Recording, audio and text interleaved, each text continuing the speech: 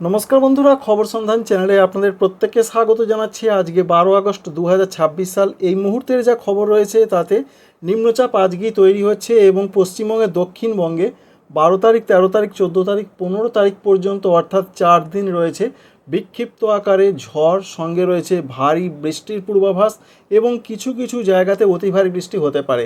তো কোন কোন জেলাগুলোতে কেমন পরিস্থিতি থাকবে সেই ব্যাপারে আপনাদের অবগত করার চেষ্টা করব এবং উত্তরবঙ্গের ক্ষেত্রে কি পরিস্থিতি রয়েছে সেখানেও বেশ কিছুটা বৃষ্টি বাড়তে পারে। তবে সবথেকে যেটা আপডেট রয়েছে যে নিম্নচাপটা সরে চলে গেছে সেটাও বর্তমানে আমরা লক্ষ্য করতে পারছি, সেটা আরও পশ্চিম দিকে সরে যাচ্ছে, যার জন্য গুজরাট এবং সঙ্গে পশ্চিম মধ্যপ্রদেশে আজও বেশ কিছুটা বৃষ্টি হতে পারে। তবে আজকে আবার এই সরে যাওয়ার যে নিম্নচাপ সেটা পশ্চিম দিকে থাকলেও আজকে কিন্তু উত্তর পশ্চিম বঙ্গোপসাগর এবং সংলগ্ন পশ্চিমবঙ্গ উপকূল এবং সংলগ্ন জায়গার দিকে একটি নতুন করে নিম্নচাপ আজকে তৈরি হবার প্রবল সম্ভাবনার কথা বলেছেন ভারতীয় আবহাওয়া দপ্তর। তো এর জন্য বৃষ্টির যে পূর্বাভাস এখনও পর্যন্ত রয়েছে তাতে বৃষ্টির সম্ভাবনা প্রচণ্ডভাবে বাড়বে। আজকে অরেঞ্জ অ্যালার্ট জারি রয়েছে, বিশেষ করে উত্তর এবং দক্ষিণ 24 পরগনায় ভারী থেকে অতি ভারী বৃষ্টি হতে পারে কিছু কিছু জায়গাতে। অধিকাংশ জায়গাতেই মাঝারি থেকে ভারী বৃষ্টির সম্ভাবনা রয়েছে। দমকা ঝোড়ো হাওয়া থাকবে 30 থেকে 40 কিলোমিটার ঘন্টায় গতিবেগে। এই রয়েছে উত্তর এবং দক্ষিণ 24 পরগনার আজকের খবর।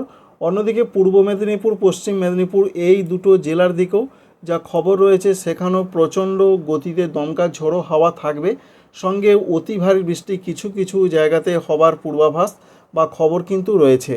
যার ফলে আজকে দুই মেদিনীপুর এবং দুই 24 পরগনা এই চারটি জেলাতে প্রচণ্ডভাবে ঝড় বৃষ্টির দাপট থাকবে নতুন করে যে নিম্নচাপটা আজকে তৈরি হচ্ছে তার জন্য, এমনটাই প্রধানত বলা হয়েছে।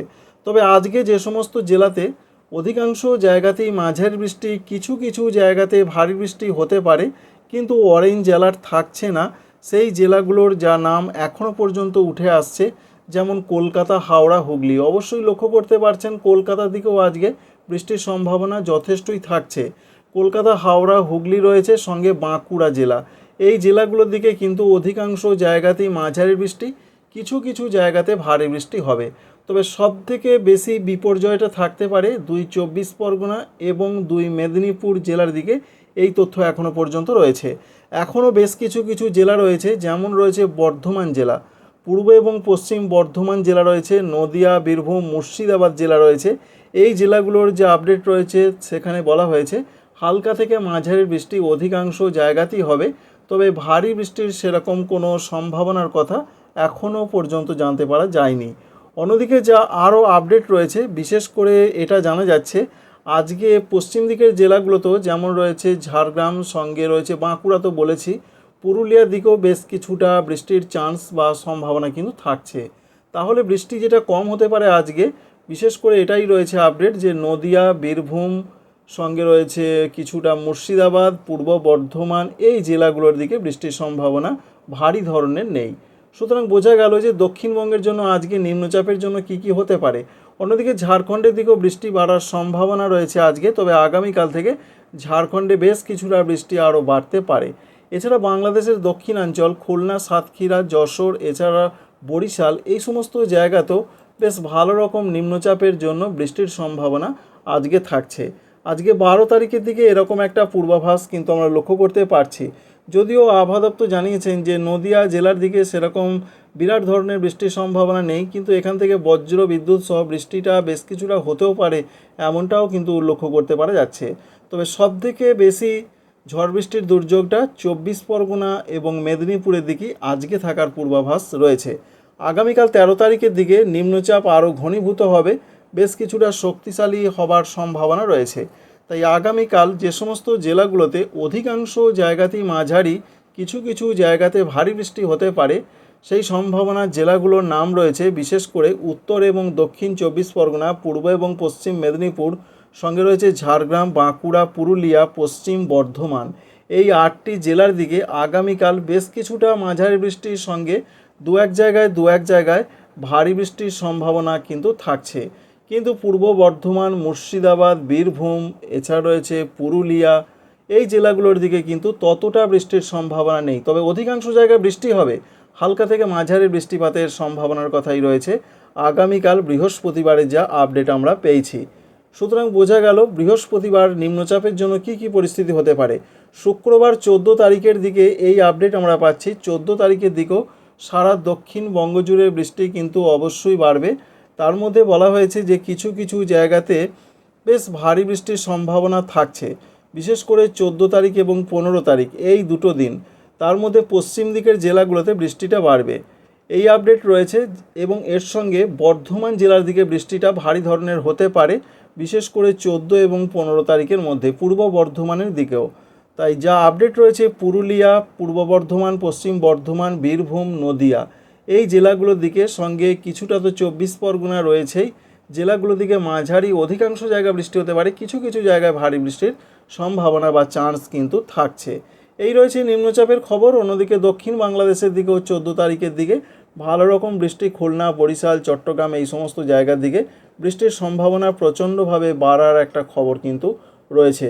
সঙ্গে ভারতবর্ষের ত্রিপুরার দিকেও বেশ কিছুটা বৃষ্টির সম্ভাবনা রয়েছে, বিশেষ করে 13 থেকে 15 তারিখের মধ্যে মাঝারি বৃষ্টি অধিকাংশ জায়গাতেই হতে পারে। দু এক জায়গায় ভারী বৃষ্টির খবর লক্ষ্য করতে পারা যাচ্ছে, বিশেষ করে দক্ষিণ দিকের যে সমস্ত জেলাগুলো রয়েছে।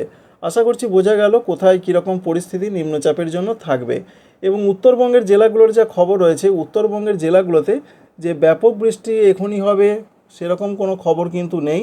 বিশেষ করে 12 তারিখ আজকের দিকের যা খবর রয়েছে, উত্তর দিনাজপুর, দক্ষিণ দিনাজপুর, মালদহ এই জায়গাগুলোতে বেশ কিছুটা বিক্ষিপ্ত ঝোড়ো হাওয়ার সঙ্গে বৃষ্টির খবর দিয়েছেন ভারতীয় আবহাওয়া দপ্তর। তাই নিচের দিকের জেলাগুলোতে বৃষ্টি কিন্তু বাড়ার সম্ভাবনা রয়েছে আজকে।